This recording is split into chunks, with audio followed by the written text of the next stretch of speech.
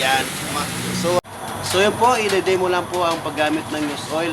Ingat-ingat lang po yung paggamit ng used oil. Ipapakita po namin sa inyo kapag nilagyan po ng tubig ito ay medyo tataas po talaga siya. Kaya para sa akin po, okay naman po siya pero bawal pong gamitin sa loob ng bahay. Baka makalimutan po ninyo pag nalagyan po ng tubig to, lalo na po pag nagsasaing po tayo ay lumalabas po yung tubig. Aabot po talaga siya sa taas. So yun lang po ang para sa akin. Concern citizens lang po para sa mga bumibili po ng used oil o gumagamit ng used oil. So yun lang po. So yan nga po pala yung ginawa namin na used oil. Sinusubukan po namin kung malakas po siya. So yan. So lagay mo yung talyasi.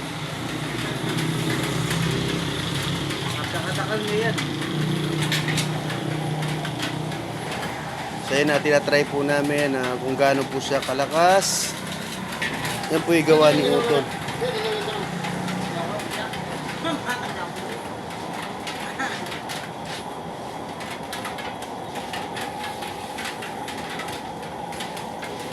So yan po, minsan ingat-ingat po tayo dahil minsan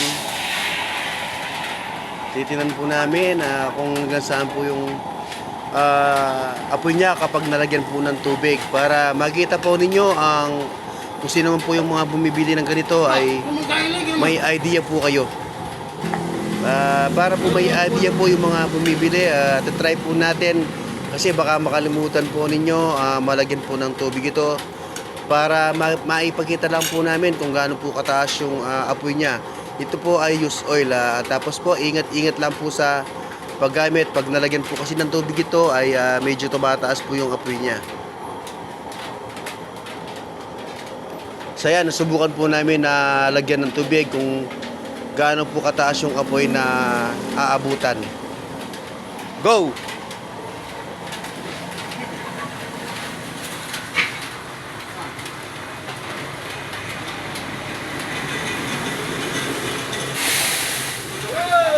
So yun, umabot po siya ng yero. Isa pa nga para makita ng viewers. So yan po, lalagyan po namin ng tubig.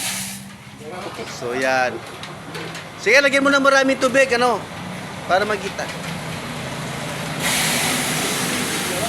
Yan. So para siyang aabot ng para siyang umaabot sa bubong.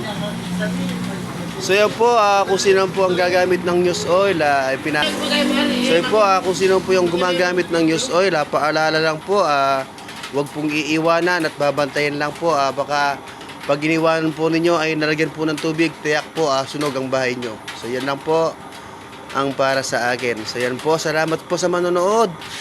At pag-share lang po kung sino po yung nagkagusto para may idea po yung mga ibang bibili ng used oil. Ingat-ingat po, dapat sa labas po ito ginagamit. Pwede naman po, mabilis po itong pagluto. Kami po ginagamit din po namin ito. So para sa akin, bawal pong gamitin ito sa loob ng bahay. So yun lang po.